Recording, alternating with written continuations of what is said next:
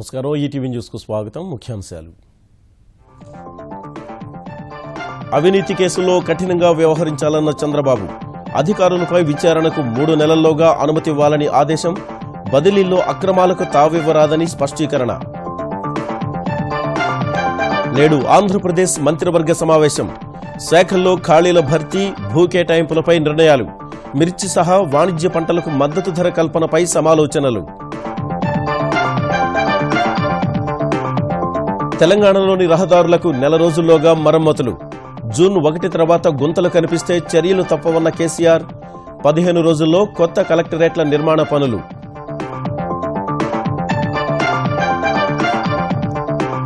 Machine Bhagiratha పనుల్లో వేగం పెంచాలన్న కేసీఆర్ ఏడాది చివరికల్లా ఇంటింటికి తాగునీరు ఇవ్వాలని ఆదేశం కేబుల్ ద్వారా ఇంటర్నెట్ సౌకర్యము కల్పించాలని సూచన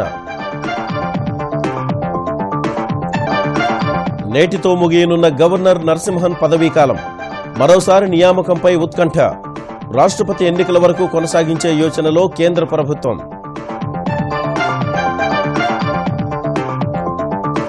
జమ్మూ కశ్మీర్లో పేట్రేగిన హిజ్బుల్ ఉగ్రవాదులు బ్యాంకు నగదు వాహనంపై మెరుపుదాడి 5 పోలీసులు సహా 7 మృతి ఆయుధాల అపహరణ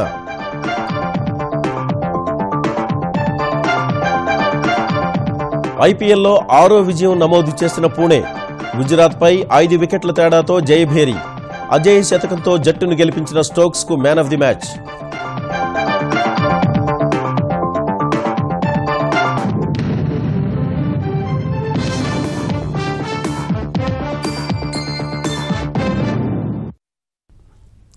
ఆంధ్రప్రదేశ్లో అవినీతిపై ఉక్కుపాదం మోపాలని ముఖ్యమంత్రి చంద్రబాబు నాయుడు ఉన్నతాధికారులకు స్పష్టం చేశారు అవినీతికి పాల్పడే ప్రభుత్వ ఉద్యోగులు అధికారులపై కఠిన చర్యలు తీసుకోవాలని ఆదేశించారు తమ ప్రభుత్వంలో అవినీతిని ఎట్టి పరిస్థితుల్లోనూ సహించబోమన్న ఆయన అవసరమైతే ప్రత్యేక కోర్టుల చట్టాన్ని రూపొందించాలని సూచించారు అవినీతిపై అమరావతి సచివాలయంలో ఉన్నత స్థాయి అధికారులతో సమీక్షా సమావేశం నిర్వహించిన ముఖ్యమంత్రి చంద్రబాబు ఈ మహమ్మారిపై కఠినంగా వ్యవహరించాలని దిశానిర్దేశం చేశారు అవినీతికి పాల్పడే ఉద్యోగులు అధికారుల అక్రమాస్తులపై వచ్చిన ఫిర్యాదుల్ని పూర్తిస్థాయిలో విచారించి ఆరోపణలు రుజువైతే ఆస్తుల్ని జప్తు చేసి ప్రభుత్వానికి జమ చెయ్యాలని ఆదేశించారు ఇందుకోసం అవసరమైన నిబంధనలు రూపొందించి వాటిని అమలు చేసేలా చర్యలు తీసుకోవాలని సూచించారు ఉద్యోగుల బదిలీల్లో అవినీతికి ఆస్కారం ఉండరాదన్న ఆయన ఒకవేళ ఎవరైనా అవినీతికి పాల్పడితే కఠిన చర్యలు తీసుకోవాలన్నారు పనితీరు ఆధారంగా ఉద్యోగులకు మార్కులు కేటాయించాలని మెరిట్ ఆధారంగానే బదిలీలు జరగాలని తేల్చి చెప్పారు విజిలెన్స్ అండ్ ఎన్ఫోర్స్మెంట్ నివేదికలపై కూడా నిర్ణీత సమయంలోగా చర్యలు తీసుకోవాలని ఆదేశించారు ఏసీబీ కేసుల్లో విచారణకు అనుమతి ఇవ్వడాన్ని ఉన్నతాధికారులు ఆలస్యం చేయరాదన్న చంద్రబాబు ఎవరైనా ఉద్యోగి అధికారిపై వచ్చిన అవినీతి ఆరోపణలపై విచారించేందుకు 3 నెలల్లోగా అనుమతి ఇవ్వాలని ఆదేశించారు లేని పక్షంలో ఏసీబీ డైరెక్టర్ జనరల్ నేరుగా ఛార్జిషీట్ దాఖలు చేయడానికి అనుమతిచ్చినట్లే భావించాలన్నారు సిటిజన్ చార్టర్ ఇంటర్నెట్ ద్వారా ఆన్లైన్ సర్వీసుల్ని ఉపయోగించుకుని అవినీతి నిరోధానికి కృషి చేయడం సహా ప్రజల్ని చైతన్యవంతుల్ని చేయాలని అధికారులకు సూచించారు అవినీతి వ్యతిరేక ఉద్యమంలో భాగంగా కాల్ సెంటర్ మీకోసం కైజాల యాప్ సీఎం కనెక్ట్ వంటి సాధనాల ఆధారంగా ప్రజలు నేరుగా ప్రభుత్వంతో సంప్రదించాలని సూచించారు ఈ ఆఫీస్ అమల్లో భాగంగా ప్రతి దస్త్రం నిర్ణీత గడువులోగా ముందుకు కదిలేలా చర్యలు తీసుకోవాలని ఆదేశించారు ఏ దస్త్రమైనా 3 రోజుల్లోగా పరిష్కరించేలా నిర్ణయాలు తీసుకోవాలని సూచించారు ప్రభుత్వ పాఠశాలలు ఆస్పత్రులు కార్యాలయాల్లో బయోమెట్రిక్ విధానం అమలు చేయడం ద్వారా పనుల్లో పురోగతి ఉండేలా చర్యలు తీసుకోవాలని ఆదేశించారు ఇంజనీరింగ్ పనుల్లో నాణ్యతాపరంగా ఎలాంటి రాజీ పడేది లేదన్న చంద్రబాబు ఈ విషయంలో ఫిర్యాదులు రాకుండా చూసుకోవాలన్నారు ప్రతి జిల్లా రెవెన్యూ డివిజన్ మండలాల్లో పనిచేసే ఉద్యోగులందరినీ ప్రభుత్వం నిశితంగా గమనిస్తోందని అవినీతికి సంబంధించి నేరుగా ముఖ్యమంత్రికే ఫిర్యాదులు వస్తున్నందున విధి నిర్వహణలో ఎలాంటి అలసత్వం ప్రదర్శించరాదని హెచ్చరించారు అవినీతి రహిత పాలన అందించాలన్నదే ప్రభుత్వం లక్ష్యమని దీన్ని దృష్టిలో పెట్టుకోకుండా ప్రజల్ని పీడిస్తే ఎట్టి పరిస్థితుల్లోనూ సహించేది లేదని స్పష్టం చేశారు వివిధ శాఖల్లో ఖాళీల భర్తీ వివిధ సంస్థలకు భూ కేటాయింపులే ప్రధాన ఎజెండాగా ఆంధ్రప్రదేశ్ మంత్రివర్గం ఇవాళ సమావేశం కానుంది ఉద్యోగుల బదిలీలు మిర్చి సహా పలు వాణిజ్య పంటలకు మద్దతు ధర కొనుగోలు అంశాలపై చర్చించే అవకాశం ఉంది ఉద్యోగుల బదిలీలో రాజకీయ జోక్యం ఉండరాదని ఆదేశించినా అందుకు విరుద్ధంగా జరుగుతున్నట్లు సమాచారం రావడంపై నేతలను ముఖ్యమంత్రి గట్టిగా హెచ్చరించే అవకాశం ఉన్నట్టు తెలుస్తోంది వేసవిలో నీటి ఎద్దడి సమస్య సహా రాజధాని ప్రధాన భవన నిర్మాణదారుగా తొలగింపునకు గురైన మాకీ అసోసియేట్స్ సిఆర్డీఏపై తప్పుడు ప్రచారం చేస్తున్న అంశం చర్చకు రానుంది. వీఆర్ చిట్స్ విషయంలో ఆస్తులు వేలం వేసి ఖాతాదారులకు నగదు పంపిణీ చేసిన తరహాలోనే అగ్రిగోల్డ్, అభయ గోల్డ్ ఆస్తుల వేలం ప్రక్రియపైన చర్చించనున్నారు. మంత్రివర్గ సమావేశానికి ముందు తన నివాసంలో మంత్రులు, సమన్వయ కమిటీ సభ్యులతో చంద్రబాబు సమావేశం కానున్నారు. తిరుమల తిరుపతి దేవస్థానం ఈవోగా అనిల్ కుమార్ సింఘాల్ను నియమిస్తూ ఆంధ్రప్రదేశ్ ప్రభుత్వం ఉత్తర్వులు జారీ చేసింది. ప్రస్తుత ఈవో సాంబశివరావును రెవెన్యూ శాఖ ప్రత్యేక ప్రధాన కార్యదర్శిగా నియమించింది. వీరితో పాటు పలువురు ఐఏఎస్లను బదిలీ చేస్తూ ప్రభుత్వ ప్రధాన కార్యదర్శి దినేష్ కుమార్ ఉత్తర్వులు జారీ చేశారు. ఢిల్లీ రెసిడెంట్ కమిషనర్గా ప్రవీణ్ ప్రకాష్ను నియమించగా ఆయన బాధ్యతలు తీసుకునేంత వరకు అజ్రా శ్రీకాంత్కు అదనపు బాధ్యతలు అప్పగించారు. కృష్ణా జిల్లా మాజీ కలెక్టర్ బాబు ఏను ఏపీ ఫైబర్నెట్ ఎండీగా నియమించారు. ఖాళీగా ఉన్న విజయవాడ మున్సిపల్ కమిషనర్ పోస్టుకు జె నివాస్ను నియమిస్తూ ఉత్తర్వులు జారీ అయ్యాయి. త్వరలోనే మరో విడత ఐఏఎస్ల బదిలీలు ఉండవచ్చని సమాచారం. తెలంగాణలోని రహదారులపై ఎక్కడా గుంతలు ఉండరాదని ముఖ్యమంత్రి కేసీఆర్ తేల్చి చెప్పారు. ఈ నెలాఖరులోపు అన్ని రహదారులపై గుంతల్ని పూడ్చాలని ప్రగతి భవన్లో రహదారులు, భవనాల శాఖపై నిర్వహించిన సమీక్ష సమావేశంలో ముఖ్యమంత్రి ఆదేశించారు. వరంగల్ జిల్లా పర్యటనలో పాలకుర్తికి వెళ్తున్న సమయంలో తనకే అనేక గుంతలు కనిపించాయన్న కేసీఆర్ గుంతల్ని ఎప్పటికప్పుడు పూడ్చి చేయాలన్న తన ఆదేశాలను అమలు చేసినట్లు లేదని గుర్తు చేశారు. గుంతల పూడ్చివేతకు నెల రోజులు గడువు ఇస్తున్నట్లు స్పష్టం చేసిన కేసీఆర్ జూన్ 1 తర్వాత తాను అన్ని జిల్లాల్లో పర్యటించి పరిస్థితులు పరిశీలిస్తానని, ఎక్కడ గుంత కనిపించినా సంబంధిత అధికారిని అక్కడికక్కడే సస్పెండ్ చేస్తామని హెచ్చరించారు. స్టేషన్ ఘనపూర్ పాలకుర్తి రహదారికి వెంటనే మరమ్మతులు చేపట్టాలని, పెర్కిట్ జగిత్యాల మధ్య 4 వరుసల రహదారి నిర్మాణం చేపట్టాలని ఆదేశించారు. అప్పుడు నిజామాబాద్ నుంచి వరంగల్కు 4 వరుసల రహదారి అందుబాటులోకి వస్తుందన్నారు. జిల్లాలో సమీకృత కార్యాలయాల నిర్మాణానికి 15 రోజుల్లో టెండర్లు పిలిచి ఏడాదిలోగా పూర్తి చేయాలని స్పష్టం చేశారు. శాసనసభ్యుల కార్యాలయాలను కూడా త్వరితగతిన పూర్తి చేయాలని అన్నారు. ట్రాఫిక్ రద్దీ పెరిగినందున హైదరాబాద్ నుంచి వరంగల్, బెంగళూరు, విజయవాడ మార్గాల్లో ఎలివేటెడ్ కారిడార్లు నిర్మించాలని ముఖ్యమంత్రి కేసీఆర్ కేంద్రాన్ని కోరారు. కేంద్ర ఉపరితల రవాణా శాఖ మంత్రి నితిన్ గడ్కరీకి ఫోన్ చేసిన కేసీఆర్ ఈ మేరకు విజ్ఞప్తి చేశారు. హైదరాబాద్, వరంగల్ మార్గంలో ఉప్పల్ నుంచి ఘట్కేసర్ వరకు 6.4 కిలోమీటర్ల కారిడార్ నిర్మించేందుకు 950 కోట్లు ఇవ్వాలని కోరారు. బెంగళూరు మార్గంలో ఆరంఘర్ నుంచి శంషాబాద్ విమానాశ్రయం వరకు 10 కిలోమీటర్ల కారిడార్ నిర్మాణానికి 290 కోట్లు, హైదరాబాద్, విజయవాడ మార్గం దాదాపు 26 కిలోమీటర్ల సర్వీస్ రహదారులు, కారిడార్ల నిర్మాణానికి 176 కోట్లు ఇవ్వాలని విజ్ఞప్తి చేశారు. 3 కారిడార్ల నిర్మాణానికి 1,410 కోట్ల రూపాయలతో కేసీఆర్ ప్రతిపాదనలు చెప్పగా 3 కారిడార్లు మంజూరు చేస్తానని గడ్కరీ హామీ ఇచ్చారు. మిషన్ భగీరథ పనుల్ని ప్రతిరోజు పర్యవేక్షించి అనుకున్న ప్రకారం ఈ ఏడాది చివరి నాటికి గోదావరి, కృష్ణా జలాలు గ్రామాలకు చేరుకోవాలని ముఖ్యమంత్రి కేసీఆర్ అధికారులకు స్పష్టం చేశారు. మిషన్ భగీరథ పనుల పురోగతిపై ప్రజాప్రతినిధులు, అధికారులు, గుత్తేదారులతో ప్రగతి భవన్లో సమీక్ష నిర్వహించిన ఆయన పనుల్లో వేగం పెరగాలని, ఏవైనా ఇబ్బందులు తలెత్తితే అంతా సమన్వయంతో పనిచేసి సమస్యల్ని ఎక్కడికక్కడే పరిష్కరించాలని సూచించారు. భగీరథ పైప్ లైన్లతో పాటు ఫైబర్ కేబుల్ కూడా వేసి ఇంటింటికి మంచినీటితో పాటు ఇంటర్నెట్ సౌకర్యం కూడా అందించి అమెరికా సరసన నిలవాలని కేసీఆర్ అన్నారు. ఇంటెక్ వెల్స్, వాటర్ ట్రీట్మెంట్ ప్లాంట్లన్నీ త్వరగా నిర్మాణం కావాలన్న ఆయన పనుల్లో జాప్యం చేసే గుత్తేదారులు పద్ధతి మార్చుకోవాలని, పనులు ఒప్పందం ప్రకారం వేగంగా పూర్తి చేయాల్సిందేనని స్పష్టం చేశారు. వర్షాకాలంలోగా పంట పొలాల్లో జరగాల్సిన పనులన్నీ పూర్తి కావాలన్న KCR intake wells, water treatment ప్లాంట్లు నిర్మాణమయ్యే కొద్దీ వాడుకలోకి తీసుకురావాలని సూచించారు. మిషన్ భగీరథ కావాల్సిన విద్యుత్ సౌకర్యం అందించేందుకు ఏర్పాట్లు చేయాలని జెన్కో సీఎండీ ప్రభాకర్ రావుకు కేసీఆర్ విజ్ఞప్తి చేశారు.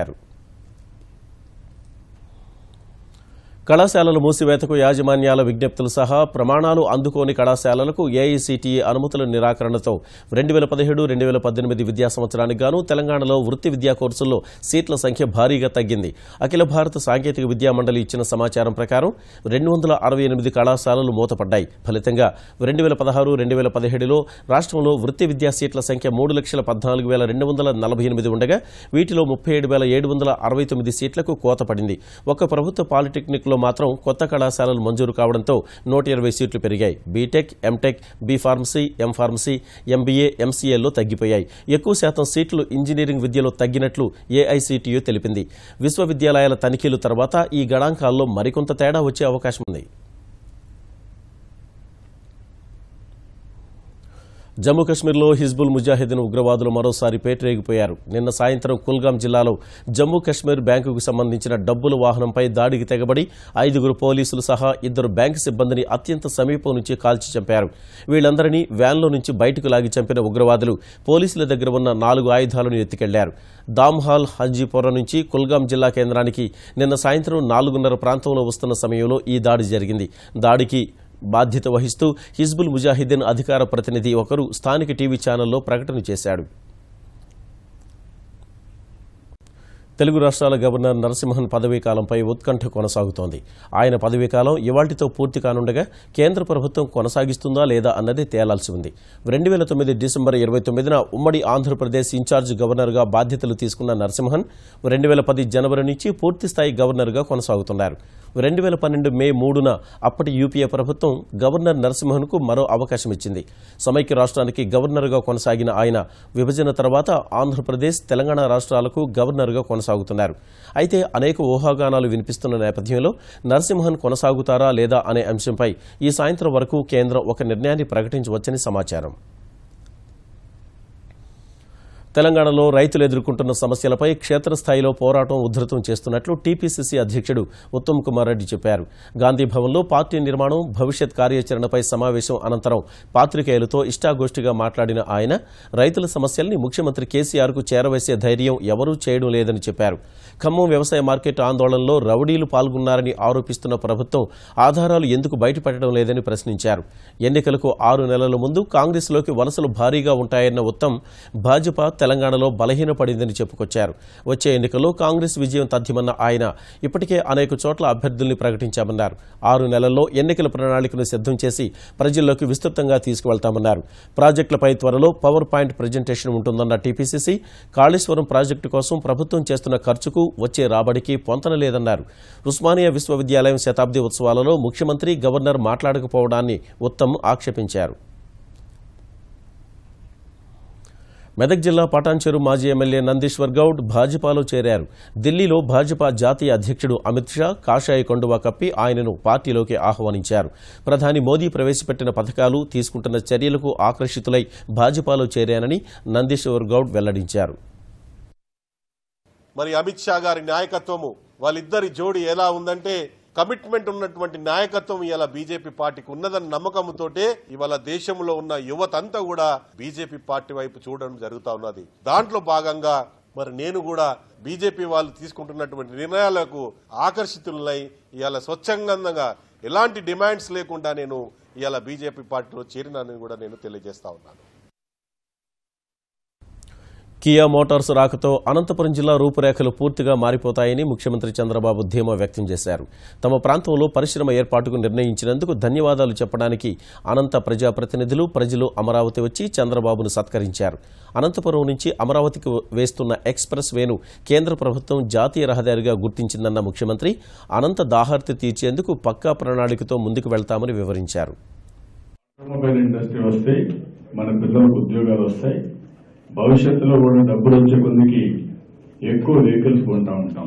13,000 కోట్ల రూపాయలు ఖర్చు పెట్టి దగ్గర 12,000 మందికి ఉద్యోగాలు డైరెక్ట్ గా, ఇండైరెక్ట్ గా రాబోతున్నాయి. అనంతపురంకు నీళ్లుంటే బ్రహ్మాండమైన పంటలు పడతాయి. అదే సమయంలో ఇండస్ట్రీలు బాగా వస్తాయి. బెంగళూరు ఎయిర్పోర్ట్ అనుకుంటేది అనంతపురం తప్ప వేరే ప్రాంతం లేదు. ఇక్కడి నుంచి టౌన్ దాటుకుని ఇంకో ప్రాంతానికి పోవాలన్నా చాలా కష్టం అవుతుంది. కాబట్టి అనంతపురం మంచి భవిష్యత్తు ఉంది. జిల్లా అంతా కూడా అన్ని చెరువులకు నీళ్లు ఇవ్వాలని ఈ సంవత్సరం నేను ప్రణాళిక తయారు చేసుకుంటున్నాను. ఆంధ్రప్రదేశ్ నుంచి హజ్ యాత్రకు వెళ్లే వారి సౌకర్యార్థం గన్నవరం నుంచి హజ్ యాత్రకు అవకాశం కల్పించాలని ముఖ్యమంత్రి చంద్రబాబు కేంద్రానికి విజ్ఞప్తి చేశారు. ప్రస్తుతం ఏపీకి చెందిన ముస్లింలు హైదరాబాద్, చెన్నై, ముంబై, బెంగళూరు నుంచి హజ్ యాత్రకు వెళ్తున్నారని, వారు ఎన్నో ఇబ్బందులకు గురవుతున్నందున గన్నవరం నుంచే బయలుదేరేందుకు అవకాశం కల్పించాలని చంద్రబాబు పౌర విమానయాన శాఖ మంత్రి అశోక్ గజపతిరాజుకు విజ్ఞప్తి చేశారు. విజయవాడ పాత టెర్మినల్ను హజ్ యాత్రకు ఉపయోగించుకోవడానికి ఇమ్మిగ్రేషన్, కస్టమ్స్ శాఖాపరంగా సూత్రప్రాయ అంగీకారానికి వచ్చినట్టు తెలుస్తుండగా విజయవాడ నుంచి జెడ్డాకు విమాన సదుపాయం కల్పించేందుకు అనుమతులను మంజూరు చేయాలని కేంద్ర మైనారిటీ సంక్షేమ శాఖ మంత్రి ముఖ్తార్ అబ్బాస్ నఖ్వీకి చంద్రబాబు లేఖ రాశారు. ఆంధ్రప్రదేశ్ అసెంబ్లీ ప్రత్యేక సమావేశాలు ఈ నెల 3వ వారంలో ఏర్పాటు చేయాలని ప్రభుత్వం భావిస్తోందని శాసనసభాపతి కోడెల శివప్రసాదరావు తెలిపారు. జీఎస్టీ బిల్లు ఆమోదించడం కోసం ఈ ప్రత్యేక సమావేశాలు 2 రోజుల పాటు ఉంటాయని ఆయన వెల్లడించారు. ఈ అసెంబ్లీ జీఎస్టీ కోసం ప్రత్యేక సమావేశాలని ఈ నెల 3వ వారంలో చేస్తే బాగుంటుందని ప్రభుత్వం భావిస్తుంది. దాని సందర్భంగా 2 రోజులు ప్రత్యేక అసెంబ్లీ సమావేశాలు ఉండబోతున్నాయి. విశాఖలో తెలుగుదేశం పార్టీ నిర్వహించనున్న మహానాడు వేదిక ఖరారైంది. నగరంలోని పలు ప్రాంతాలను పరిశీలించిన పార్టీ కేంద్ర కమిటీ ఆంధ్ర విశ్వవిద్యాలయం ఇంజనీరింగ్ కళాశాల మైదానం అనుకూలంగా ఉందని నిర్ణయించింది. గతంలో చంద్రబాబు పాదయాత్ర నిర్వహించిన సమయంలో బహిరంగ సభ నిర్వహించిన మైదానంలోనే 3 రోజులు మహానాడు జరపాలని తీర్మానించింది. మహానాడును విజయవంతంగా నిర్వహించేందుకు 15 కమిటీలను ఏర్పాటు చేయాలని సమన్వయ కమిటీ తీర్మానించినట్లు తెలుగుదేశం ఆంధ్రప్రదేశ్ అధ్యక్షుడు కళా వెంకట్రావు తెలిపారు. తీర్మానాల కమిటీల్లో రాజకీయ తీర్మానం చాలా ముఖ్యమైనటువంటిది. సంక్షేమము, అభివృద్ధికి సంబంధించినటువంటివి, ఇరిగేషన్, అదేవిధంగా ప్రజా సంక్షేమం, మహిళా సంక్షేమం, ఎస్సీ ఎస్టీ బీసీ సంక్షేమం, బ్రాహ్మణ ఫెడరేషన్ దగ్గర నుంచి రాబోయే 2 సంవత్సరాలకి గత 3 సంవత్సరాల్లో జరిగినటువంటి అనేకమైనటువంటి కార్యక్రమాలన్నింటినీ కూడా సమీక్షించుకుంటూ రాబోయే ప్రణాళికలు కూడా తయారు చేసుకుంటాం. ఆంధ్రప్రదేశ్లో అకాల వర్షాలు బీభత్సం సృష్టించాయి. ఈదురుగాలులు, వడగళ్లతో కురిసిన వానతో మామిడి, మిర్చి పంటలకు నష్టం వాటిల్లింది. పిడుగుపాటుకు 6 వ్యక్తులు మృతి చెందారు. గుంటూరు జిల్లా అమరావతి మండలం డిడుగులో పిడుగుపాటుకు గొర్రెల కాపరి చనిపోగా, అచ్చంపేట మండలం పెద్దపాలెంలో 1, పిడుగురాళ్ల మండలం మోర్జంపాడులో 1 మృతి చెందారు. ప్రకాశం జిల్లా మార్టూరు చెరువు వద్ద పిడుగుపాటుకు వ్యక్తి చనిపోయాడు. కృష్ణా జిల్లా కంచికిచెర్ల మండలం మొగులూరు లంకలో పిడుగుపడి గొర్రెల కాపరి మృతి చెందాడు. పశ్చిమ గోదావరి జిల్లా ఎర్రగుంటుపల్లిలో దిలీప్ అనే బాలుడు చనిపోయాడు. తూర్పుగోదావరి జిల్లా కోనవరం, విఆర్పురం, చింతూరు, మారేడిమిల్లి, రంపచోడవరం, రాజవొమ్మంగి, గంగవరం, ఏలేశ్వరంలో కురిసిన వర్షం ధాటికి ఇళ్ల పైకప్పులు ఎగిరిపోయాయి. పశ్చిమ గోదావరి జిల్లా జంగారెడ్డిగూడెం, చింతలపూడి పరిసర ప్రాంతాల్లో వడగళ్ల వర్షం కురవగా మామిడి, మిర్చి రైతులు నష్టపోయారు. అనంతపురం జిల్లా కదిరిలో కురిసిన వానతో సేద్యపు నీటికుంటలు, చెక్ డ్యాంలు, వాగుల్లోకి నీరు చేరింది.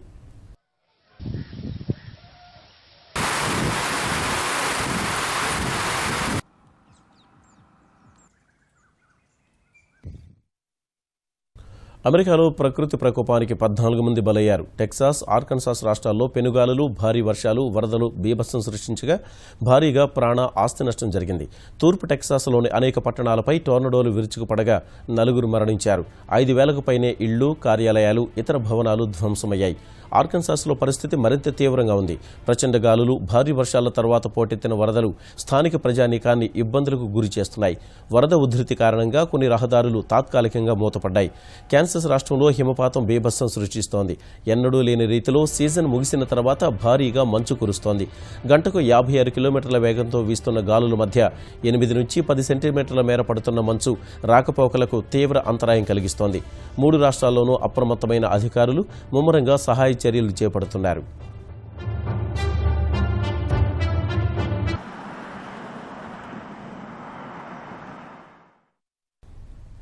₹1 కోటి లోపు ఉన్న దీర్ఘకాలిక, మధ్యకాలిక డిపాజిట్లపై భారతీయ స్టేట్ బ్యాంక్ వడ్డీ రేట్లను తగ్గించింది. కొత్త నిబంధనల ప్రకారం 2 నుంచి 3 ఏళ్ల లోపు కాలానికి చేసే డిపాజిట్లపై ప్రస్తుతం 6.75% వడ్డీ చెల్లిస్తుండగా 6.25% తగ్గించింది. ఇలాంటి డిపాజిట్లపై వృద్ధులకు 7.25% వడ్డీ ఉండగా 6.75% తగ్గింది. 3 ఏళ్ల నుంచి 10 ఏళ్ల కాలానికి చేసిన డిపాజిట్లకు ప్రస్తుతం 6.75% వడ్డీ ఉండగా దాన్ని 6.50% తగ్గించింది. ఏప్రిల్ 29 నుంచే కొత్త వడ్డీ రేట్లు అమలవుతాయని ఎస్బీఐ ఓ ప్రకటనలో తెలిపింది. 7 రోజుల నుంచి 2 ఏళ్ల కాల పరిమితికి చేసే స్వల్పకాలిక డిపాజిట్ల వడ్డీ రేట్లను యథాతథంగా కొనసాగించిన ఎస్బీఐ ఏడాది నుంచి 455 రోజుల వరకు చేసే డిపాజిట్లపై 6.90% వడ్డీ వస్తుందని వెల్లడించింది. ఒలింపిక్స్లో వెండి పతకం సాధించిన తొలి భారతీయురాలు బ్యాడ్మింటన్ క్రీడాకారిణి పీవీ సింధు జీవిత కథ త్వరలోనే వెండి తెరకెక్కనుంది. హైదరాబాద్లో పుట్టి 8 ఏళ్ల వయసులో బ్యాడ్మింటన్ సాధన ప్రారంభించి ఎన్నో విజయాలందుకున్న సింధు జీవితమే కథాంశంగా సినిమా తీయనున్నట్లు నటుడు, నిర్మాత సోనూ సూద్ ప్రకటించారు. ఎవరైనా కలలు కనొచ్చని, కష్టపడి వాటిని సాకారం చేసుకోవచ్చన్న సందేశాన్ని ఈ చిత్రం ద్వారా ఇవ్వనున్నట్టు సూద్ చెప్పారు. సింధు జీవితం ప్రతి ఒక్కరూ తెలుసుకుని స్ఫూర్తి పొందాల్సిన కథాంశమని పేర్కొన్నారు. అటు తన జీవిత కథ ఆధారంగా సినిమా సినిమా తీయాలనుకోవడం గౌరవంగా భావిస్తున్నట్లు పివి సింధు వ్యాఖ్యానించింది. చిత్ర నిర్మాణం కోసం సోను సూద్ బృందం 8 నెలల నుంచి విస్తృత పరిశోధన చేస్తోందని కొనియాడింది. ఈ సినిమా లక్షలాది మంది యువతకు స్ఫూర్తి కలిగిస్తుందని సింధు విశ్వాసం వ్యక్తం చేసింది. భారీ అంచనాలతో ఈ నెల 28న ప్రపంచవ్యాప్తంగా విడుదలైన బాహుబలి 2 అందరి అంచనాలను మించి వసూళ్లు రాబడుతోంది. తెలుగు రాష్ట్రాలు సహా బాలీవుడ్, కర్ణాటక, తమిళనాడు, కేరళల్లో కలెక్షన్ల సునామీ సృష్టిస్తోంది. తొలి 3 రోజుల్లోనే ఈ చిత్రం ప్రపంచవ్యాప్తంగా 450 నుంచి 500 కోట్ల రూపాయలు వసూలు చేసిందని సినీ పరిశ్రమ వర్గాలు చెబుతున్నాయి. బాహుబలి 2 హిందీ వెర్షన్ 3 రోజుల్లో 128 కోట్ల రూపాయలను వసూలు చేసి సరికొత్త రికార్డు సృష్టించింది. అమీర్ ఖాన్ నటించిన దంగల్, సల్మాన్ ఖాన్ నటించిన సుల్తాన్ చిత్రాలు తొలి 3 రోజుల్లో సాధించిన కలెక్షన్ల కంటే ఇది ఎక్కువని బాలీవుడ్ వర్గాలు చెబుతున్నాయి. అమెరికాలో ఆదివారం వరకు ఈ చిత్రం వసూళ్లు $10.5 మిలియన్ దాటాయి. బాహుబలి 1 అమెరికాలో $8.45 మిలియన్ వసూలు చేయగా ఇప్పటికే ఆ రికార్డు అధిగమించిన బాహుబలి 2 త్వరలోనే అమెరికాలో అత్యధిక వసూళ్లు సాధించిన భారతీయ సినిమాగా నిలవనుంది.